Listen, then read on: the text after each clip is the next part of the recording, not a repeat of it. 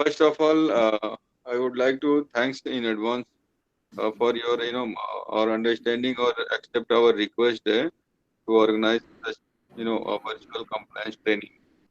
Okay, thank you very much. Pleasure, sir. So, sir, I must thanks to each and every individual who have taken out time to learn this, to elaborate their current skill on the compliance.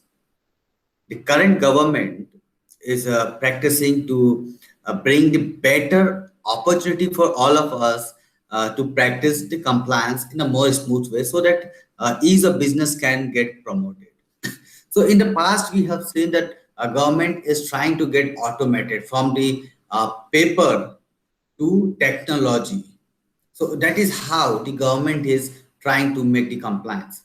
So earlier we used to see that a compliance looked like an elephant, like huge mammoth, but now compliance activity or compliance complexity is getting reduced day by day. Lots of initiative government have already done. So one of the major initiative that government of India has brought in recent timeline is about the introduction of code, labor code. So labor code.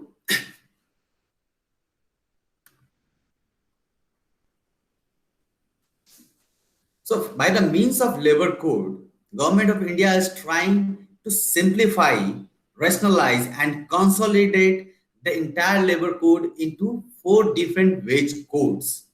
And one of them, the code on wage, has already knocked the door. The act has been published, been assigned by the Honorable President of India on 8th of August 2019, which has subsumed these four different acts: Minimum Wage Act, Payment of Wage Act, Payment of Bonus Act, and Equal Remuneration Act. But the journey to come at this stage was not easy. Here is a timeline which I have tried to showcase you that how government have started this activity uh, to decide on code on wage. The first initiative was taken in year 2015, where first time the labor code draft was discussed in the parliament. Later on, after having a number of committee discussions in year 2017, August 10, the code on wage bill was introduced first time. So the code on wage, which today we are witnessing, which today we are seeing, is not a 1 day or 1 year effort. It's a almost a half of decades government have spent on that to come with a particular framework. In again then August 2017, bill was referred to the parliamentary staff standing committee, which was discussed number of times. Lots of points were rejected, and later on, by last year on 8th August, as I already mentioned, the bill got note from both the parliamentary house and finally get assigned by our honorable President Ramnath Kovindji.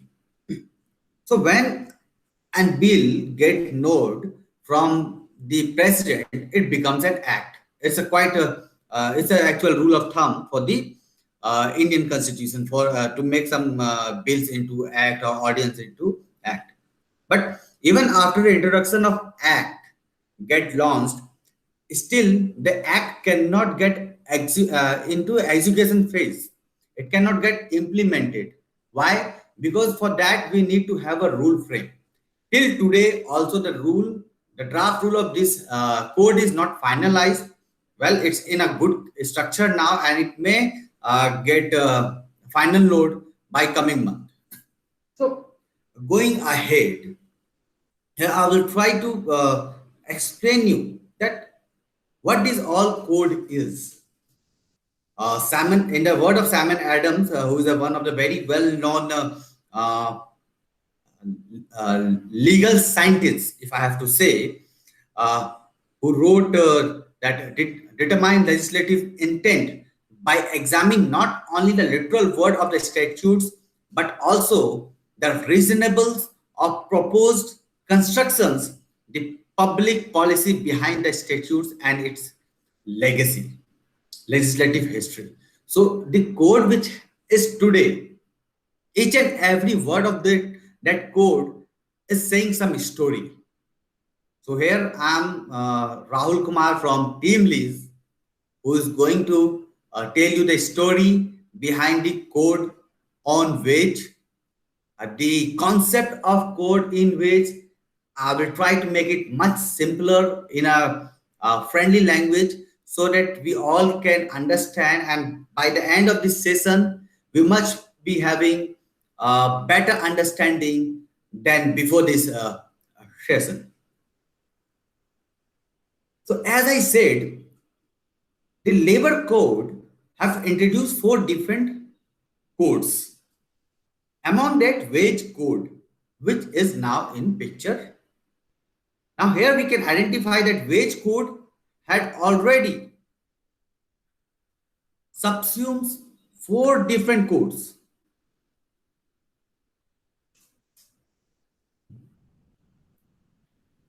Minimum Wage Act, then payment of wage, payment of bonus, equal remunerations, and this entire act is only consists of 68 sections and 9 chapter.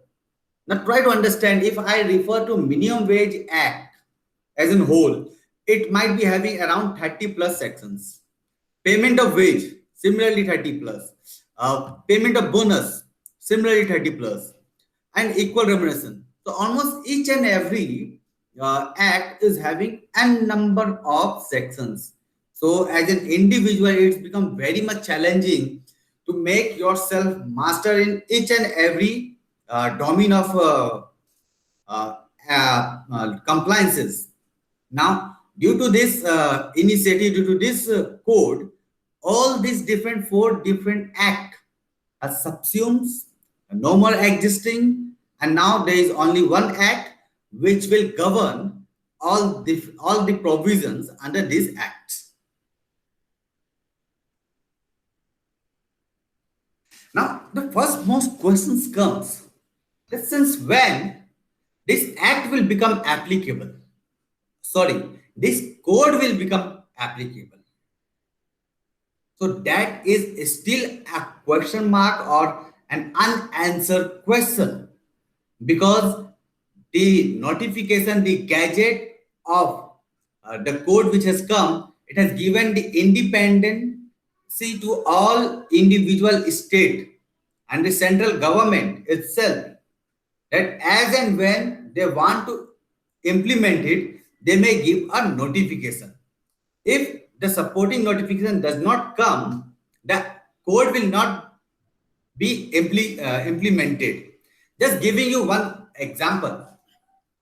Under Payment of Gratuity Act, we all are referring Section 4A, which speaks about compulsory insurance.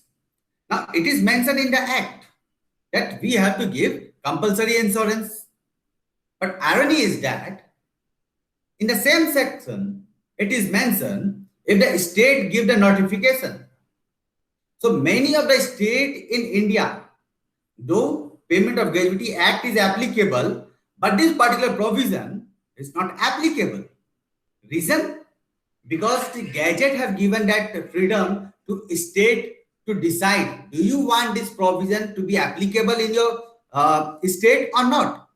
Similarly, for code on wage, the state government is also having a complete freedom to decide that this code shall become applicable to their state or not. And there is no force from the government that yes, you have to do it, because law have given the liberty to choose, the freedom to choose.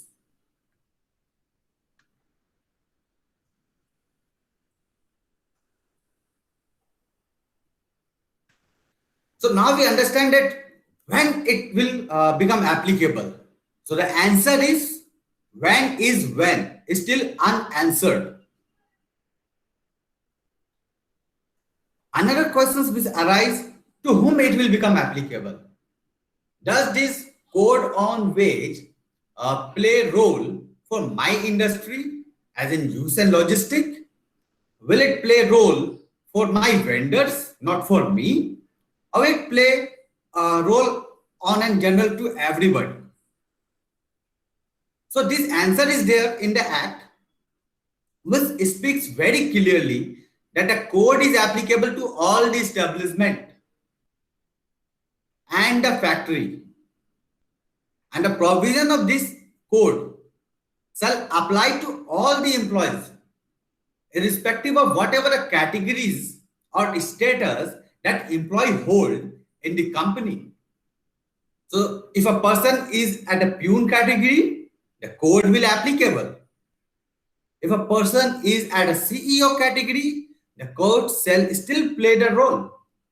So under any scenario, this code had not left a thin line to have any kind of dilemma that to whom it will applicable or to whom it will not applicable. For example, let's say Payment of Bonus Act.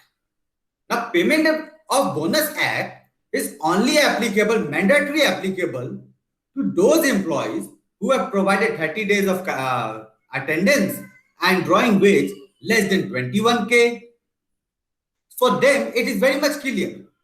So it has given an opportunity to exclude certain category of employee.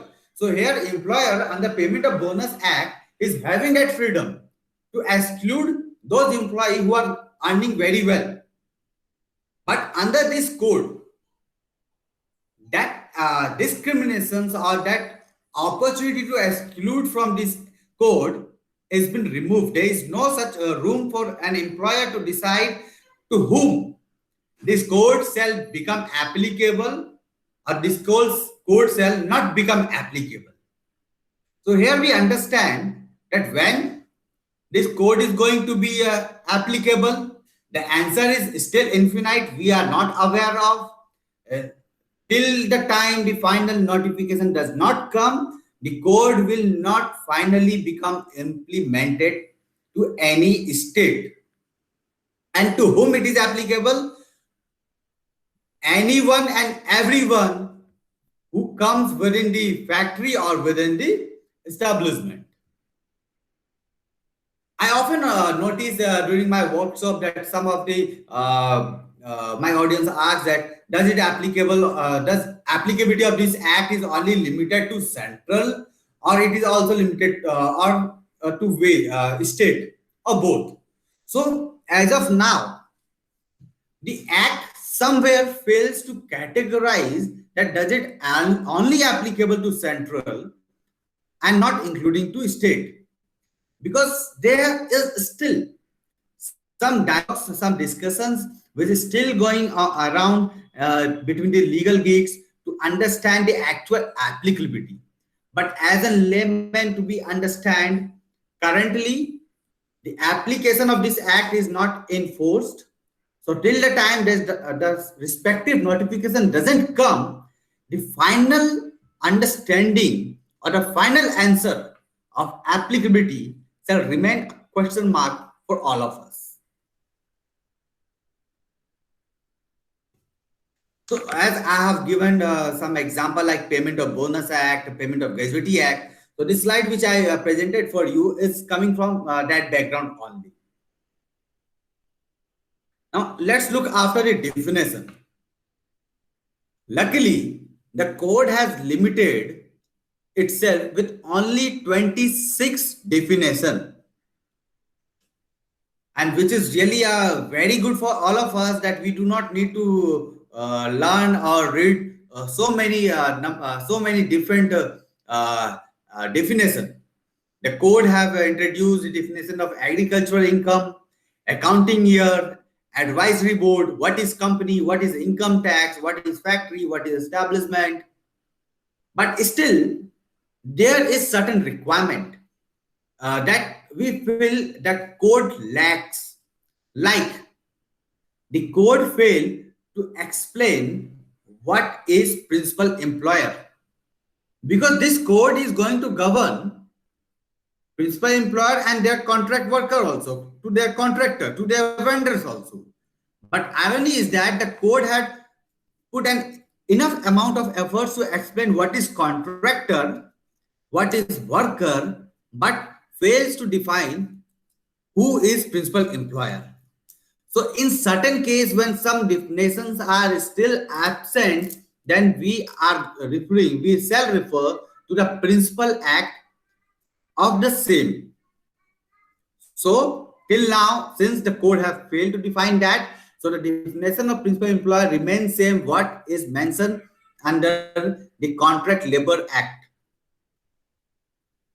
One of the biggest thing in the entire definition of this code is that this is first time the word worker and employee both are being explained together. So in definition, now we can read out that what is worker and what is employee. Normally, as laymen, we used to have an understanding workers are who are very less earner.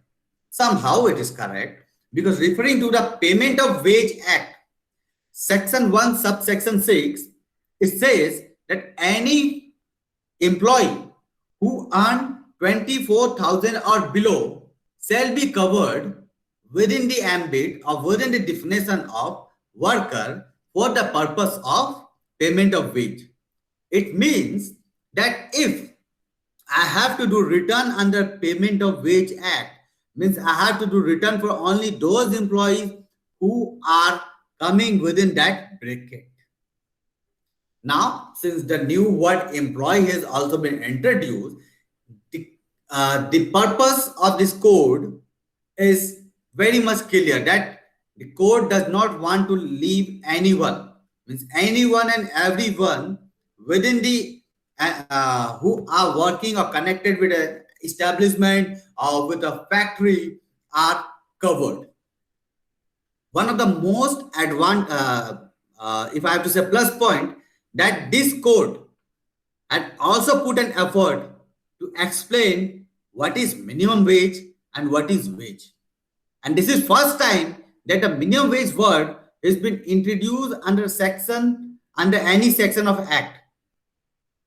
We have a dedicated act, Minimum Wage Act, but the Minimum Wage Act itself failed to speak about what is minimum wage. It speaks about only what is wage. It speaks about wage which is defined under Section 2H of Minimum Wage Act. Whereas now this code have elaborated and tried to explain that what is a minimum wage.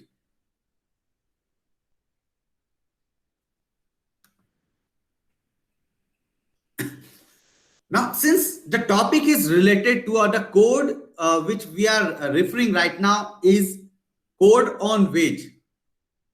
So it is mandate for all of us to understand the concept of wage. Means what is wage? How does wage jargon have come in industry? How it plays a different role in different place. Wage is a one word which is almost defined in entire labor law almost 14 or 15 different way. Under PF Act, Section 2B have given a definition of basic wage.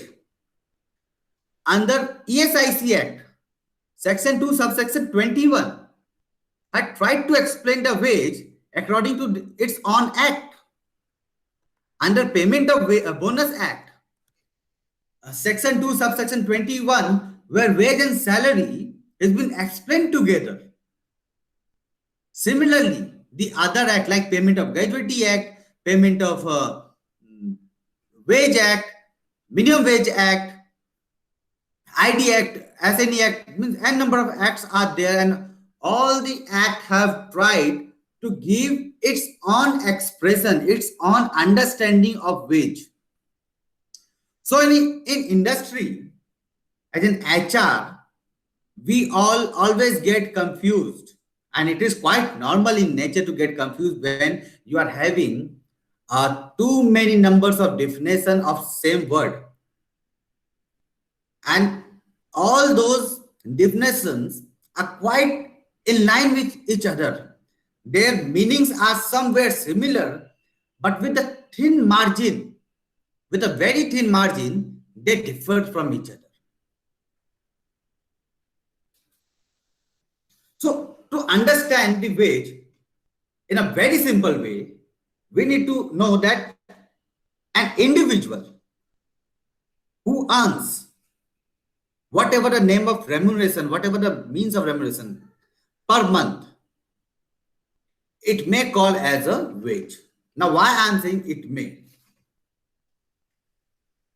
Because you're earning the remuneration that an employee is earning, it must be linked with the work for which he has performed in a previous month. For example, Mr. X employee has been hired in a company for producing Y product. And to produce Y product, he will get rupees 100 per month.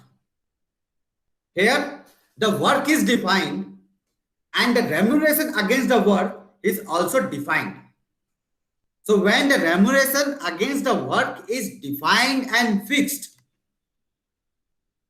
as per the period wise, then those remuneration is known as wage. It's one of the very simple definition which I have learned from my professor, that a wage is something which an individual earn because of the work he do every month repeatedly.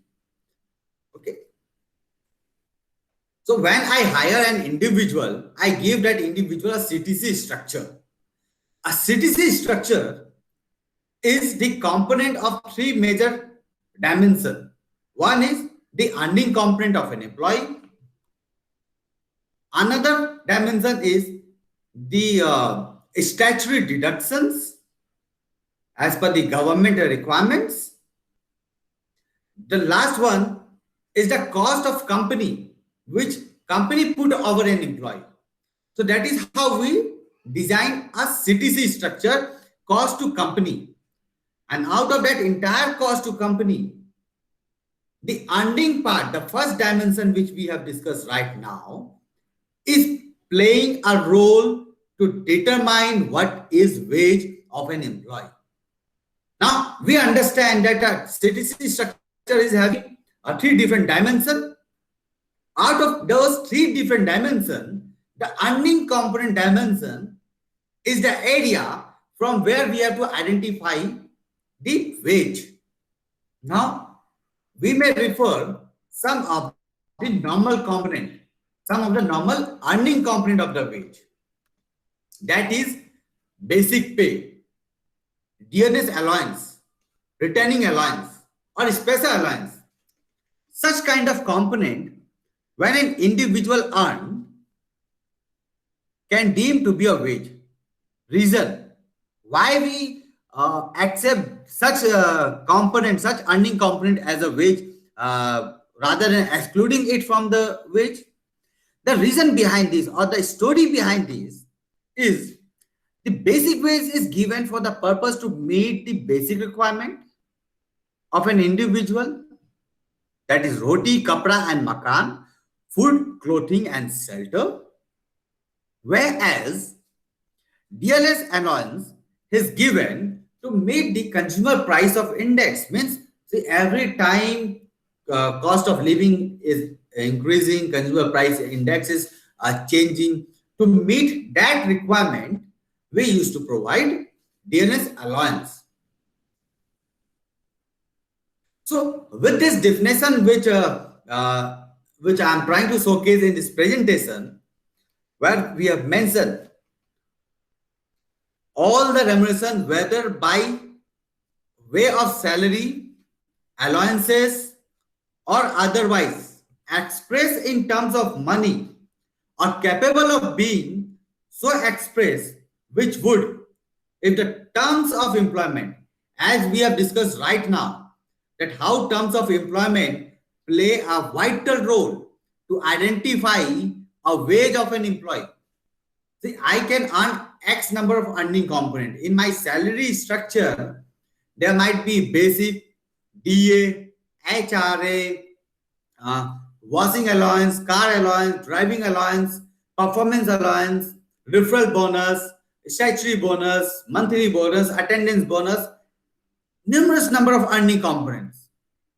But it is not mandatory that all those earning component shall become the part of wage. So your part of wage, first way to identify that your wage must get support from your terms of employment or the nature of work which you do, against which we are receiving a particular remuneration. So from there we understand that what could be the earning component that can become the part of wage. Then another thing comes, what are those earning components which we may exclude it from the wage concept. So any statutory bonus which we earn within the governance of Payment of Bonus Act cannot become a wage, because we are earning that amount once in a year. That is not monthly in nature. So as an HR, we must focus, as a compliance expert, we must focus that we must not divide bonus into 12-month contribution and pay monthly. Because if we pay monthly, it will give an opportunity to call as wage rather than statutory bonus for the actual purpose for which we are making the pay monthly. So as in compliance HR, we always advise each other, compliance advisory, we always advise every HR that is make sure that your statutory bonus shall be either quarterly, half yearly, or once in a year. That will help us to identify that bonus which we are paying cannot become the wage under wage code or under minimum wage act. The another common value is about HRA or house accommodation. So it is very clear, when an employer pays directly or afford the accommodation cost directly, that amount cannot deem to be a wage. Okay. For any company I have observed where company directly pay his employee's rent to his house owner account. In cost to company, in CTC structure, we may show that expenses as a company cost on employee, but we cannot show that as an earning of an employee. So that is how, or that is why we excluded the house accommodation price. The another thing like medical attendance or any supply of materials against which we are making payment to an employee, any remuneration. Suppose I went out for traveling purpose, I come back with my fooding, lodging invoices, and I give to my company and says that this is the expenses which I have done while having official tour or outdoor duty. Then such remunerations which company will pay you back either monthly or quarterly, whatever the mode is, we may not call it as a wage. Overtime. So overtime is something which is unexpected. We not regularly do overtime activity. We only do overtime when our employer, our boss, our supervisor asks us to do overtime. And for the work which we do as an overtime, we get wage, which is called as overtime wage, and which is completely kept separately from the provision or from the understanding of monthly wage which we earn against our terms of employment. Similarly, any social security fund that employer pay, like PF, ESIC contribution, LWF and all, that cannot be deemed to be a part of wage. That shall be the part of CTC structure, no doubt for that. But as a monthly wage, understanding it cannot be the part.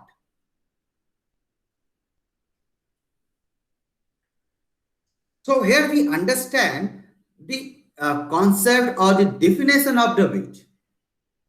But to understand the code on wage, we need also understand the different type of wages. As an industrialist HR, we are more familiar with the word minimum wage or the core word that is wage itself. But very a few scientists of labor law, if I have to say, may come across with the jargon of fair wage, living wage, or starvation wage. While having a planning on code on wage, the commission have tried to bifurcate those things in their research paper to come with the better figures. The challenge for the commission was to understand that what minimum wage is, how minimum wage can play a role of a fair wage, when a minimum wage or fair wage shall not be deemed known as a living wage, and how to avoid the opportunity or an ill option of starvation wage. For understanding, minimum wage is the wage which is sum total of notification rate which any government, any scheduled government, maybe state or central, release in respect of its jurisdiction. So as we are aware that there are two different kind of notification which come. One is basic, another one is DA or VDA. So basic wage notifications comes once in a 5 year, whereas DA or VDA comes as per the state requirement. For example, for the state of Maharashtra, it comes every 6 months in the month of for the duration of Jan to June, and another duration is July to December.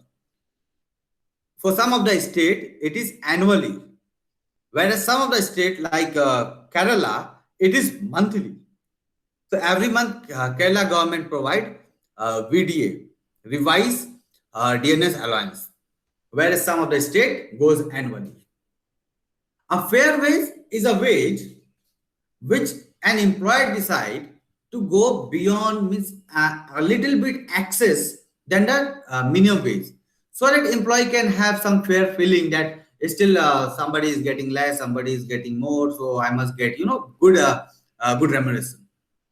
The another kind of wage is living wage. Living wage means yes, I'm getting minimum wage, I'm getting a fair wage. Now I'm getting a living wage, means I can expend, I can invest more money or have the more buying capacity. So when I'm having a minimum wage, I may have a normal requirement fulfilled, that is shelter, food, and a clothing. If I have a fair wage, I may choose for a better shelter, better food, or better quality of clothing. But if I have a living wage, I may go for a I may go for a better standard of luxurious. Apart from food, shelter, and clothing, I may go for some kind of insurance, some kind of medical benefits, some kind of technology expenses. So living wage is a line where everybody want to go. The fourth one is the starvation wage. This is where everybody is afraid of. Nobody want to get into that. Starvation means a hungry. Means I'm paying. We are receiving a wage, but that is still not fulfilling. Luckily, we are having a minimum wage concept in our country, so starving wage does not exist.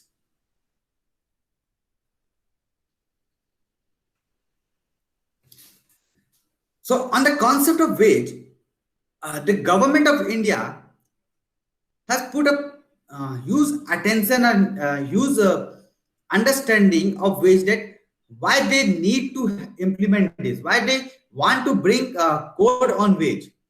The reason is the wage varies from zone to zone, from state to state, from central to state, from zone to another zone, as per the nature of work. So it is not a universal constant. So here With the effort of code on wage, Government of India has also brought a new word which we call as floor rate wage, so that it will give a line, a margin that at least this X amount shall be the floor rate.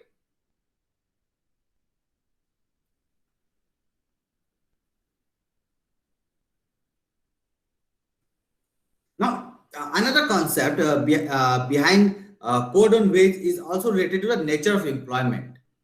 We often see that a nature of employment is also having a variance in its earning. For example, if a housekeeping who is working in the state of Telangana is earning only rupees 40, whereas and same housekeeping employee earning rupees 100 while he is working in Delhi or in Maharashtra. So we observe that nature of work is same. The effort of an individual is same, but somewhere their payment is not same. So there are various aspects that why these payments vary. Maybe a cost of city is higher and other cost is higher. So the government of India have decided instead of having such small bits and pieces of salary or wage discrimination throughout the country, let's have some zonal structure, east, west, north, south, and or according to a geographical understanding. Let's have a universal number for that particular geographical area, which must be more big than a small district or a normal zone.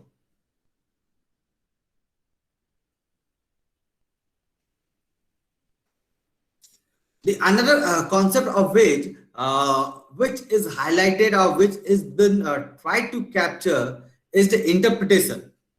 So here we have already tried to understand what is wage, but somehow the rate of wage is never been clear to us. So most of the time we calculate wage by dividing the actual number of month days. That is either 30, 31, or 28 or 29 as per the month days. But from there it is very much clear, which normally earlier mentioned in notifications only, that the rate of wage must be calculated as all the remuneration that a person earn in a month needed to be divided by 26, and whatever that amounts comes, if an individual earns per day less than that rate, means it's a chance, it's an opportunity of being non-compliant.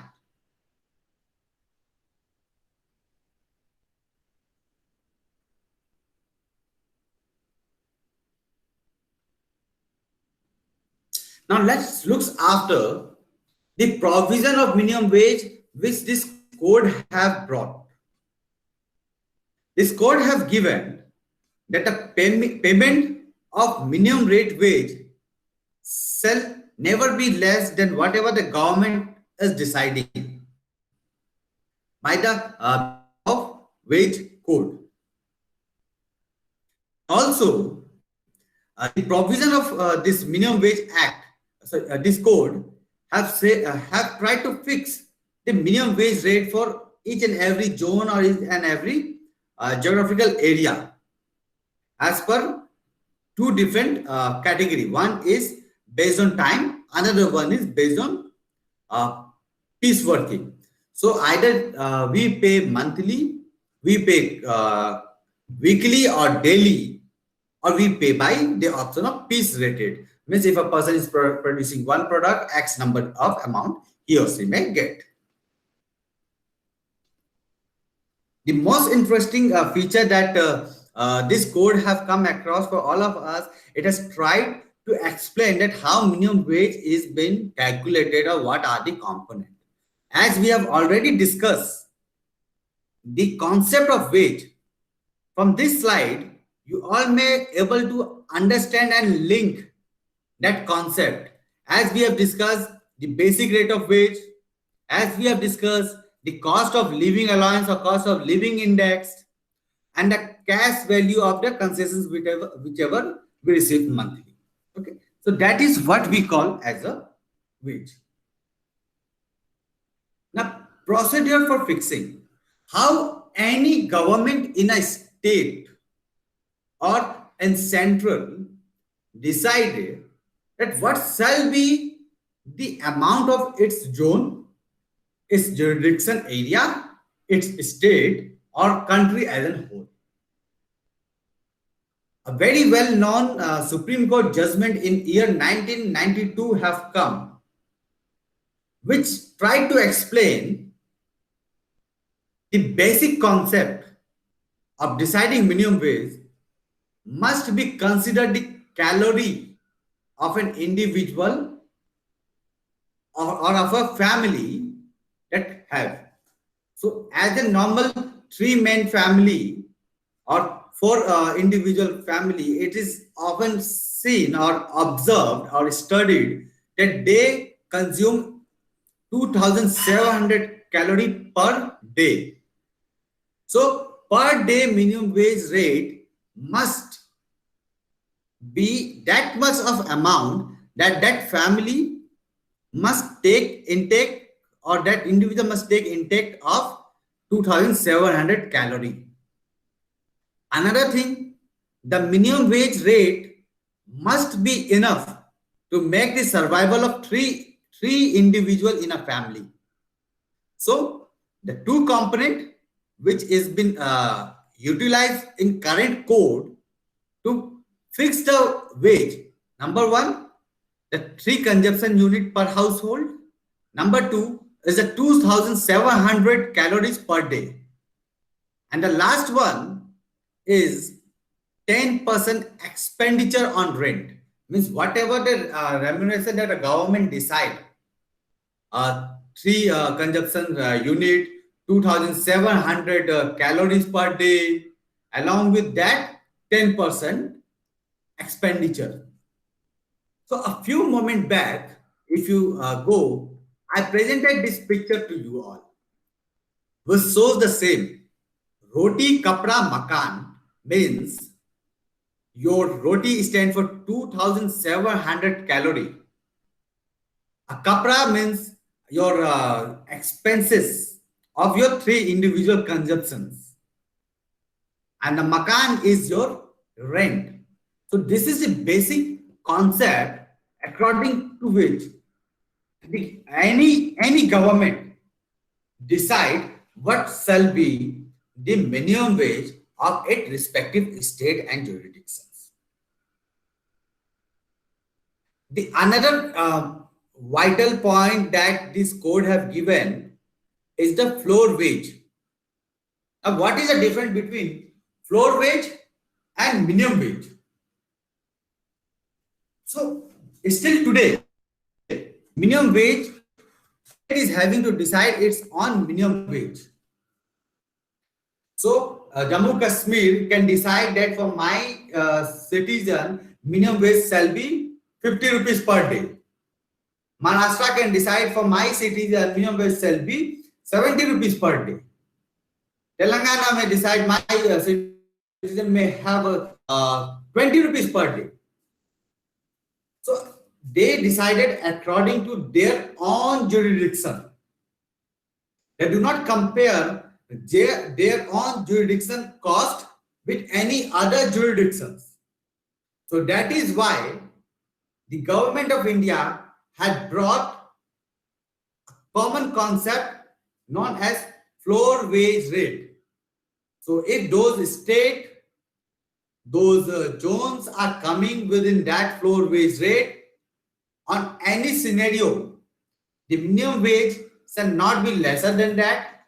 Even though if by mistakenly or any scenario it happens, then also employer have to make sure the floor wage shall be the wage of their employee shall be equal or more than floor wage in the scenario when minimum wage rate is lesser than floor wage.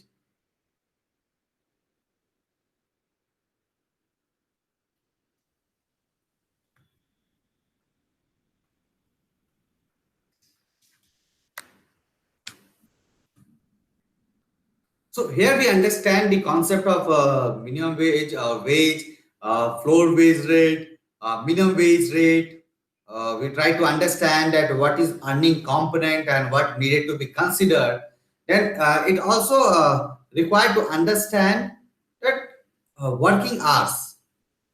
So working hours is fixed by company, either 8 hours or 9 hours or 6 hours or 7 hours. A company can reduce its working hour below 8 hour normal working days. So suppose if an employee whose minimum wage rate is already fixed, please be noted where I am saying that whose minimum wage rate or whose code of wage rate is fixed under this code by any day, suppose he performed less than the normal required working hours. So let's say, for example, in my company, I have given rupees 80 for 8 working hours in a day. If an individual work 8 hours in a day, he will deserve rupees 80. But under any given scenario, if that individual whose rate is completely fixed by that code amount and perform less than the normal working hours. On that given scenario, as an employer, I will have the liberty to opt for reducing in wage. Rather than giving a complete day wage, I will reduce per hourly. So that employee shall be entitled to receive wage irrespective of the work done in that day, which is as per the hour.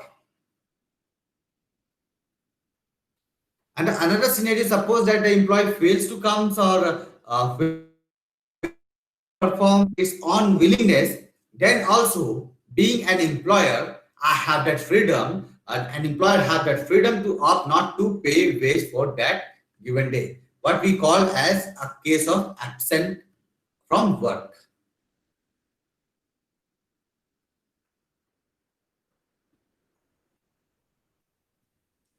Now, this is a very interesting thing which I would like to tell that suppose an individual who work for two different classes or two different kind of category of work. For example, Mr. X is working as an accountant and same Mr. X is also working as an trainer for the same company. So here we identify that Mr. X is performing two different class of work. So on such scenario, the minimum wage shall be in an equal ratio of the amount or the quantum of work performed by that individual in that category.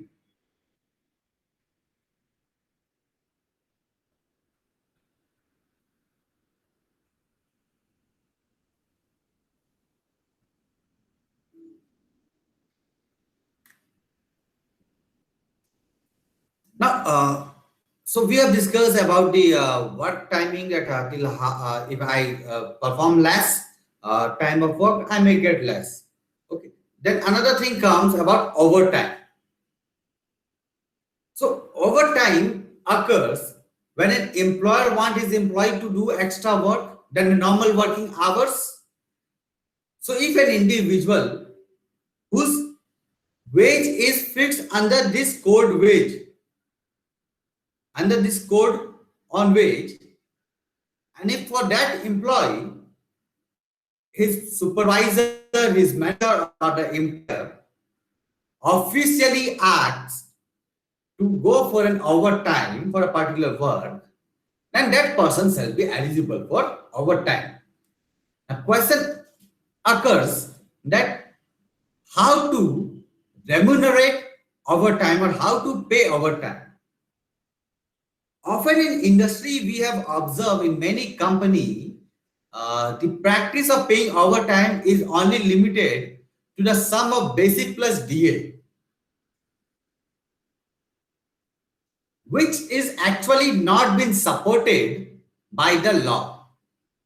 Even the earlier act, Minimum Wage Act, or we take Factory Act, or we take SNE Act, whatever act we take, the sum of basic plus DA or VDA into 2 into working hour is not a correct formula.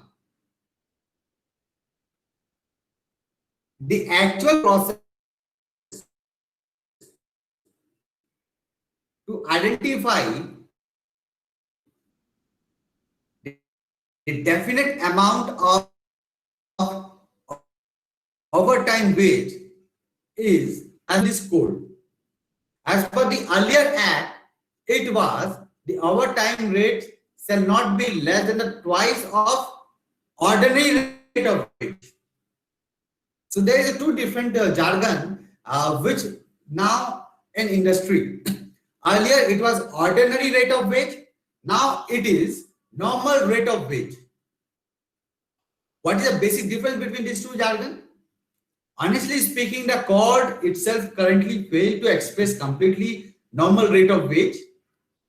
But by the understanding that the code is a better version of the last or the previous act which it subsumes, the concept shall be better rather than lesser than the last one. So if I refer to ordinary rate of wage, it means whatever the remuneration that an individual earn per month referring to its work done as per the terms of employment, means the wage as a gross. So if you remember that a few slides earlier, we have discussed about the concept of wage, from where we identify the actual sum of earning component which we will call as wage. That wage shall be can become a gross amount or can also be limited to only basic DA. So on such scenario, when the wage is a complete gross amount, the overtime wage must be the multiple of that gross wage only. If I have to give you an example, suppose I didn't perform or I am absent in a day, my entire wage goes. I earn nothing. So if I work, I earn.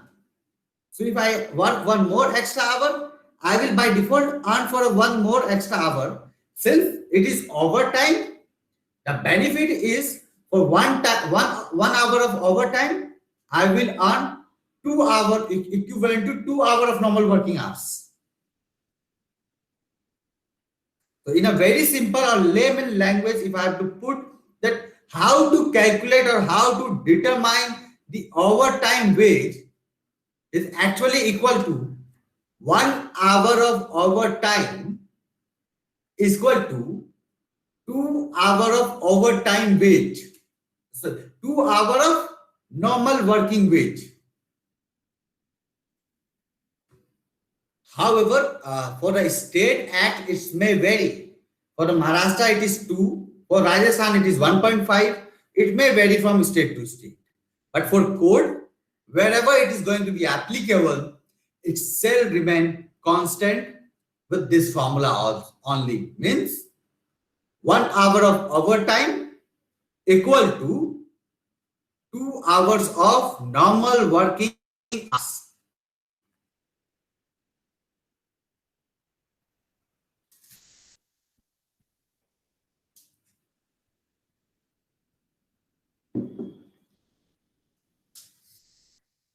The another act which this code has subsumed is Payment of Wage Act. Now, what is Payment of Wage Act? The Payment of Wage Act governs the entire process of making payment to an employee on a particular time with a correct scale. It means, suppose I am working for a company, I must receive my wage on time. So that time is defined here. As per the Principal Act, The payment of wage speaks that the employees who earn 24,000 and below under Section 1, Subsection 6 of the Principal Act shall be covered under this act, and for them it is mandatory for the employer to make sure that their payment shall be done on time. Means suppose if a company is having 1,000 manpower throughout the country, the company must pay his employee within the 7 day of succeeding month of work performed. So for the month of January, if the company is having 1,000 number of workforce have done work, he must pay by 7th day of February. But in the case when the company is having more than 1,000 manpower, then the liberty go for 10 days. But under this code, under any given scenario, the payment must be done to all his worker on or before 7th day of the succeeding month. Suppose that 7th day is Sunday, weekly off. On that scenario, we have to make payment on Saturday.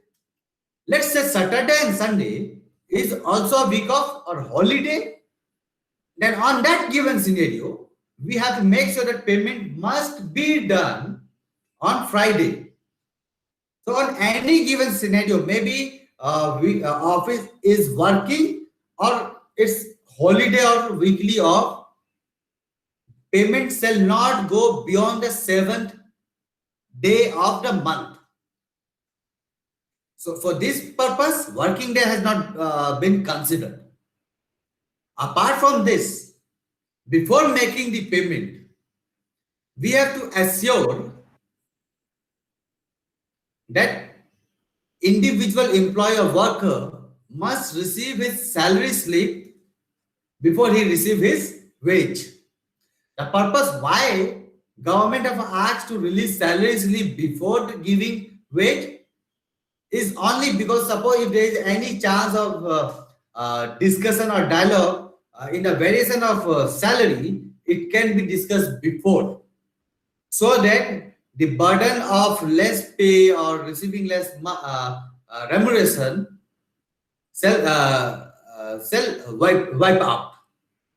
Another thing, on any scenario, suppose I pay my salary to employee on time, but still certain part of remuneration left by mistakenly, not there is a willingness to do that, and still we have an opportunity window within next 10 days, we have to make further unpaid wage to those who have mistakenly not received the wage. But this cannot be the practice. It's a scenario once in a while, a kind of blue moon, when we can practice that. So as we have discussed, the how many days or the opportunity timeline we have got to make the payment to employee, we have to give salary well in advance. Another important thing about this code that it has prescribed about FNF settlement, full and final settlement, which says within 2 days of FNF, an individual must get his within 2 days of resignation, the individual must get his FNF. Normally in industry, what we observe that FNF are settled within 45 or 30 days when the individual already left. So this bring a psychological and mental or financial pressure on an individual when he switch from one company to another company, because he have not received his monthly wage. He may receive in future without any doubt, but for that 1 month there is a psychological pressure, there is a mental pressure, there is a financial pressure, which he has to deal with. To avoid such scenario, this has been prescribed very clearly, crystal clearly in this code that when FNF settlement needed to be done. The another important this code have feature is the quantum of deduction as a fine or absence on duty or any damages or loss of goods and all. So we often see that in many industry which are not too much broad-minded or employee friendly, they prefer a rule of rod rather than carrot. They go always for fines. They look after the opportunity to deduct any amount for any kind of activity which employees does, which they feel not in the favor of. So here, if suppose a company observe any kind of loss, damage, or identify any ill activity from the employee, he can only deduct that fine amount after giving that individual a right to hear, which he has to document, a proper calculation of that damage, and which that employee need to accept. Then only that fine can be done.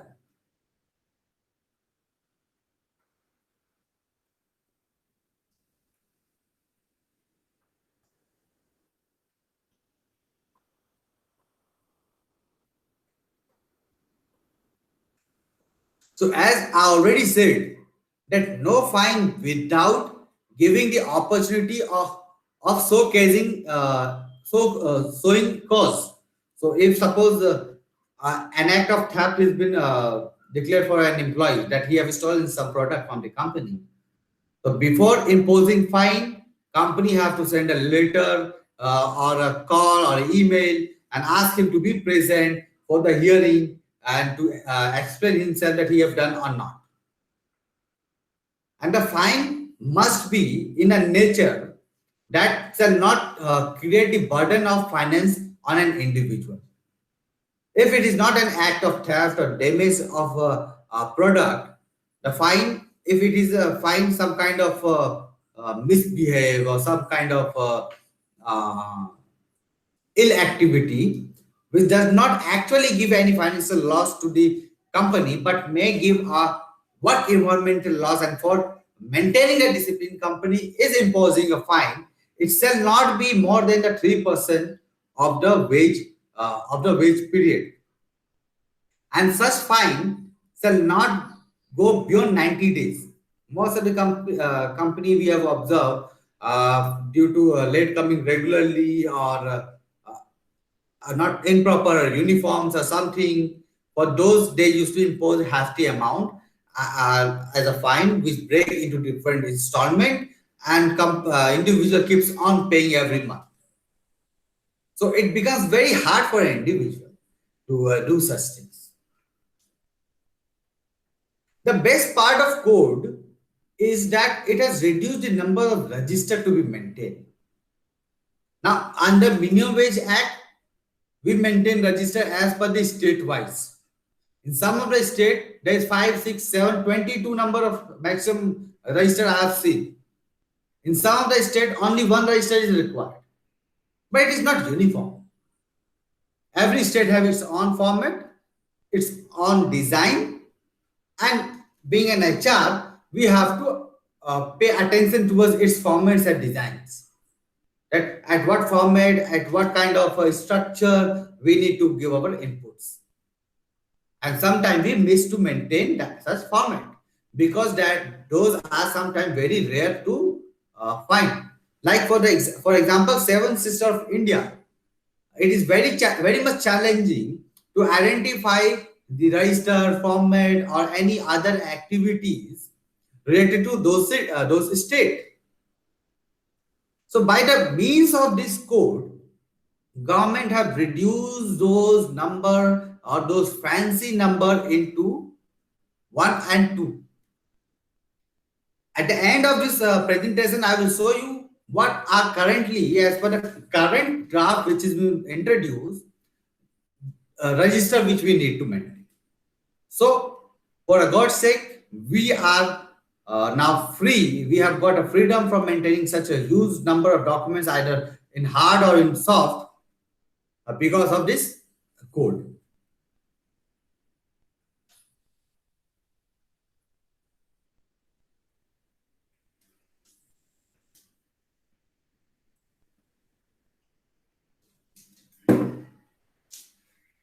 Now, this, as we have in the beginning, we have seen that this code have subsumes Minimum Wage Act, Payment of Wage Act, Equal Remuneration Act, similarly, Payment of Bonus Act.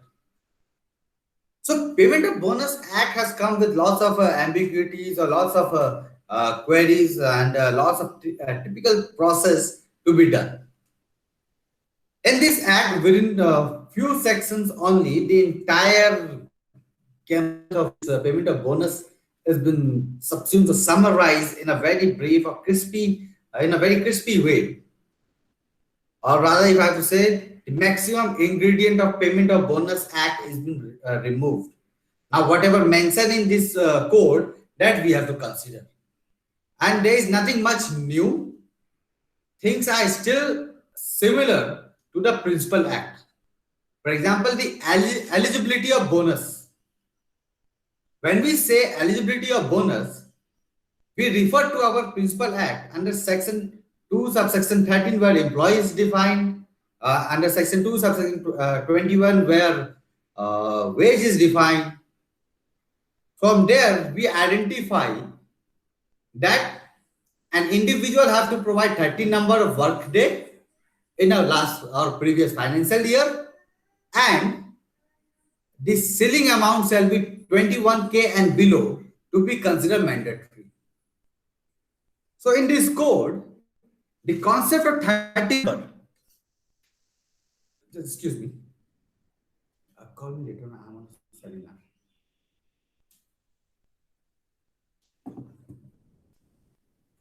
So in this code, the eligibility of bonus for 30 days is prescribed. And ironically, the concept of 21K is still absent. The code have expressed that as per the notification, whatever the eligibility amount shall be decided, it will be considered.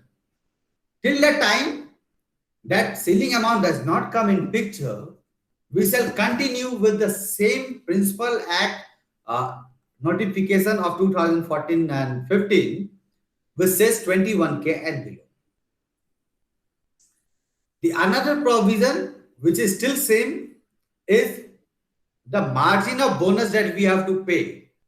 When I say margin of bonus, it means maximum bonus to the minimum bonus.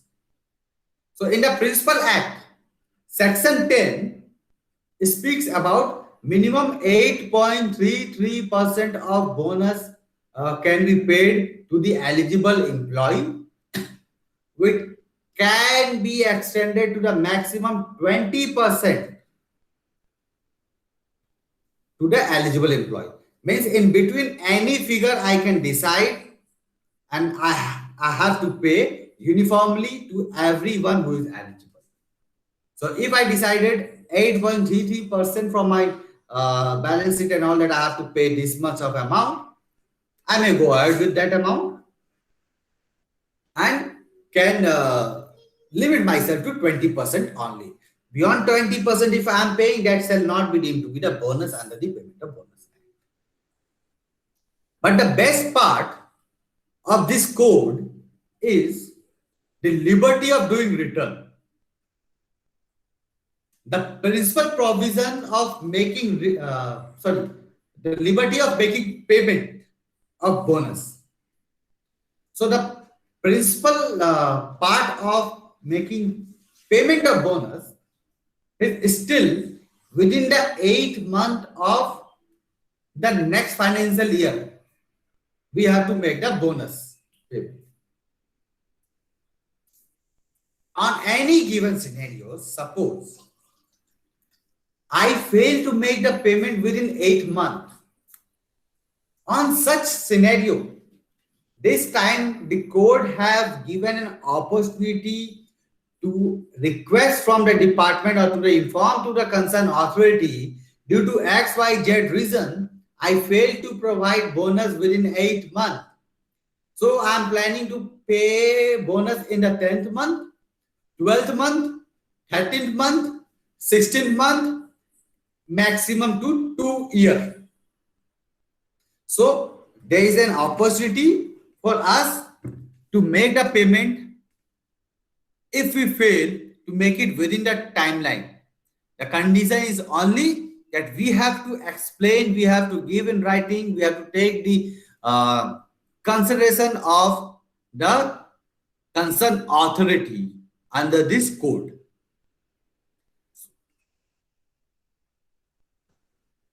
So you may observe where I have mentioned this can be extended the set period of 8 months to such further period or the periods as it think fit. Means between the dialogue of authority and a company that we want to give on 9th month or 12th month, there is an opportunity. And it can be not beyond 2 years. So this is one of the very nice advantage that has given to the employer. If somehow due to any given scenario, employer fail to make the payment of bonus within the 8 month of the succeeding of the financial year, succeeding financial.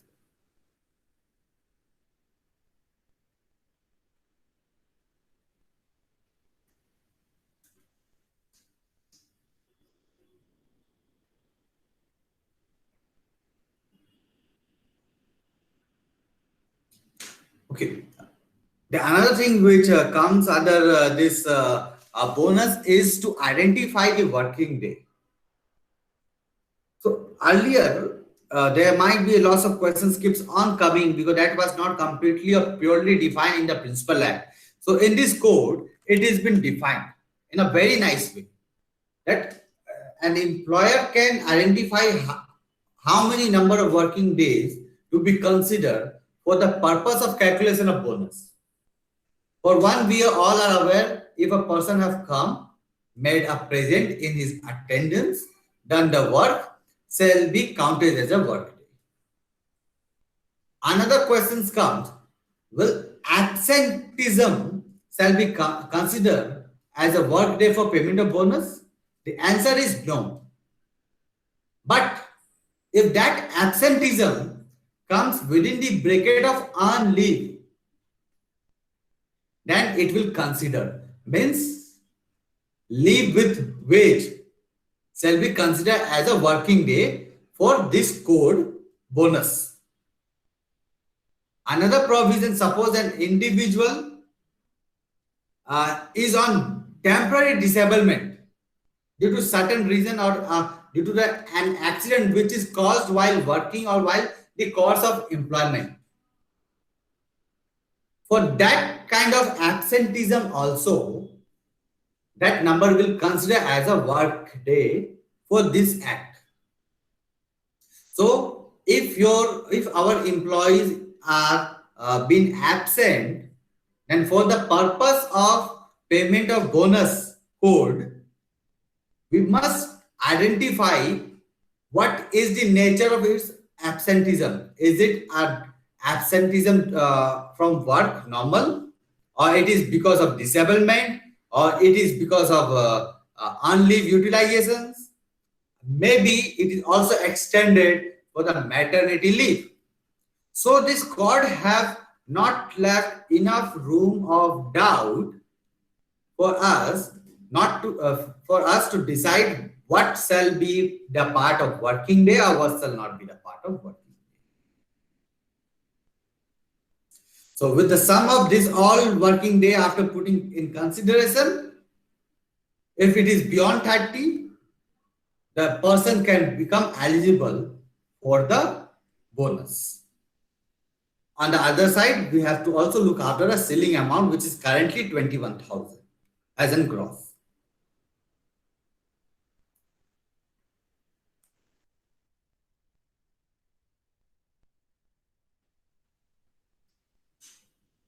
As I've already said that the current code has failed to provide the wage ceiling eligibility. So we will continue with the previous one. In the course of any unwanted incident, when we observe an employee do some kind of mischievous activity, or in the course of or in the condition of conviction of sexual harassment incident, employer have full right to disqualify that employee from the benefit of bonus under this code.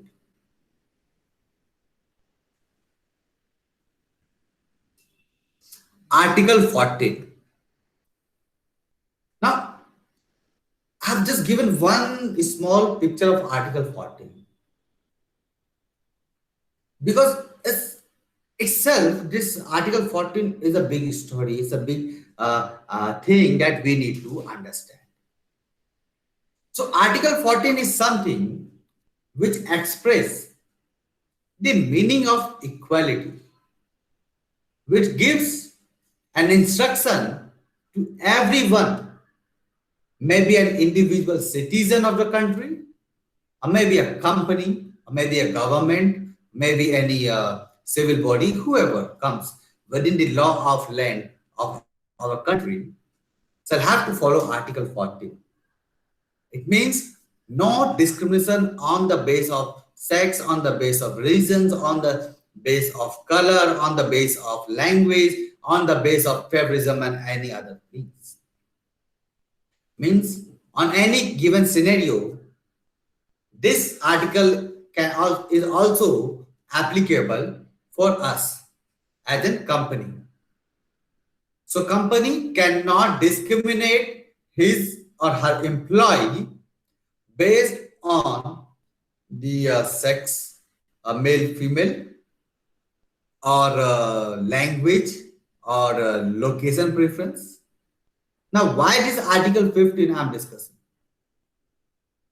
One of the very most important act which this code had subsumed is Equal Remuneration Act.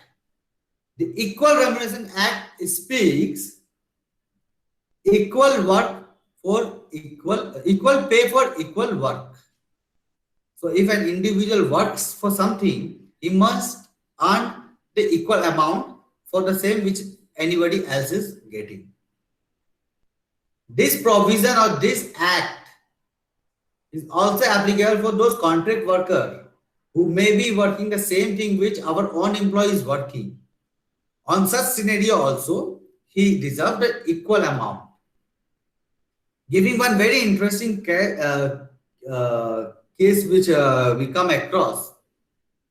Suppose my L1 is absent for 1 month and he asks me, Rahul, to work for 1 month in my place or look after the activities and all. So along with my work, I was also looking after his activities, his class of work. And there was no any kind of diversion, everything very well, just nobody feels that my L1 was absent kind of, or was on leave. When my L1 resumes, things were settled back. I went to my HR and I asked, dear HR, I have worked for 1 month on a senior capacity. So I must get remuneration for that particular capacity. As you all must remember, at the very beginning of this workshop on this presentation, I have mentioned one word: similar work for similar pay for similar work. So if I have worked for my senior in his place without any deviation, means I am eligible for same wage. Similarly, if Mr. A is working for ABCD product and Miss B is also working for ABCD product, both of them wage shall be same. Wage cannot be discriminated based on the sex. However, an individual wage can vary maybe depending on the experience, qualification, and other factor. So when there are other factors between A and B which are not getting tally completely, then only the variation can exist and can be justified. But if A and B, maybe whatever the sex, maybe whatever the religions or language they are having, if A and B, all the components of workings are same, is experience, knowledge, qualifications, time of duration of coming, being in the company, right, are same, then their wage also must be same. This is required to remove that discrimination between the different gender, between the different religions, between different language, color, or between the individual employees favorism also. So that is how the Article 14 play very vital role. So when a company fails to perform the norms which is prescribed under Article 14, sorry, under the Act, Equal Remuneration Act, now under the Code of Equal Remuneration, means he is not only breaching the provision of Equal Remuneration Act or Equal Remuneration Chapter under the Code on Wage, but is also breaching the provision mentioned under Article 14. So it may go very badly for any organization when they get identified for this.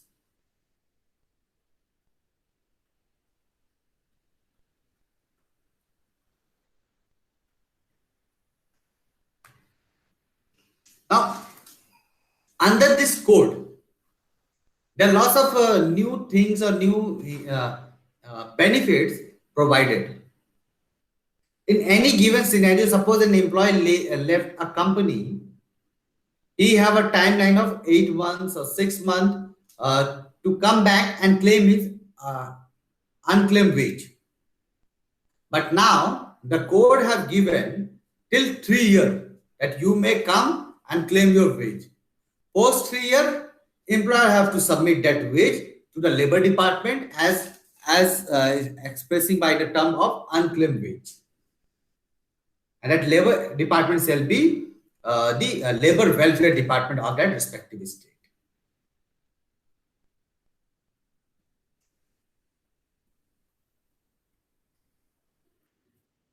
Now, this is something which we all need to pay attention.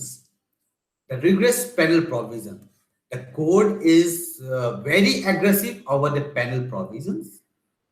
Any offense which is observed may lead to a flat 50K minimum penalty. And the offense may also, the repeated offense may also attract imprisonment from 3 months to 5 years, and the amount from 50,000 to 1 lakh, or maybe both. And in case of further more, this amount will get multiplied or get added with a 20K and respectively. So the code on one hand given us a huge opportunity on the relaxation of certain law, certain data maintenance activity. So on the another hand, or from the another side, this code is also very strict in nature on the terms of on the provisions of penalties and any kind of imprisonment.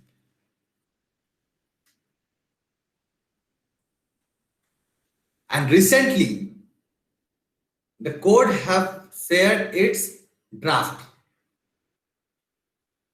In the act, we have seen that it has subsumed 4 different acts in the code, and this draft of rule of code on wage rule has subsumed these 8 different rules.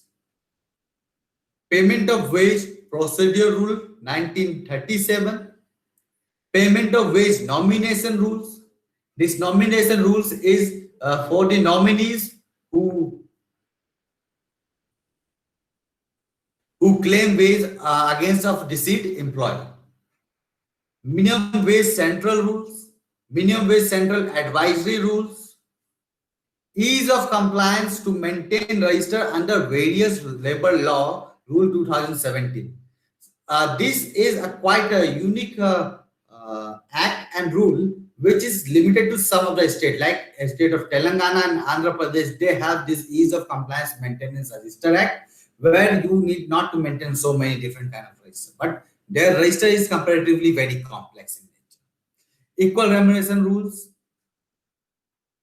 then a payment of bonus rule, a central advisory committee on equal remuneration rules. So you may observe that the code has subsumes 4 act, whereas the rule of this code, the draft rule of this code, it subsumes into 8 different rules. The major forms or the major record which we need to understand that we have to maintain is only Form 1, which is register of wage, overtime, fine, deduction, or for damage and loss. Means instead of maintaining so many number of register which till now been a big burden for each and everybody in the compliance of any company, in the HR domain of any company, have to now focus on only one register, that is Form 1. Format is available with us. We will share with you. You all can have a look.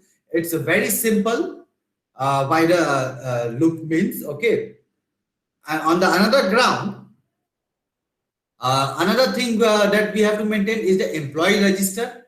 Employee register is required to identify when when that employee have come and when he have left, to identify that any other amount, like a gratuity or other things is applicable or not. And the last one is the format of wage slip. So wage slip is prescribed, employee register is prescribed, and register of wage, overtime, fine, and damage and loss all are prescribed under one. So these are the 3 very much important register that we all need to maintain. So we need to now soon, once this is going to be applicable perfectly to state level also, to us also, and we have to only consider one. But since as at very beginning I said, when is still a question mark, we have to wait, we have to give a time to the government for the betterment of ease of doing business. So I believe this is what with best of my capacity I can summarize in 1.5 hours for all my audience. For Usen Logistics Private Limited, who have given us an opportunity to bring this under this podium of virtual learning. Do let me know if you have any questions. You can speak on that, or in your right hand side you may observe there is a chat option. You can black and white your question there directly. In case I fail to answer right now live, all your question shall be addressed and it will reach to you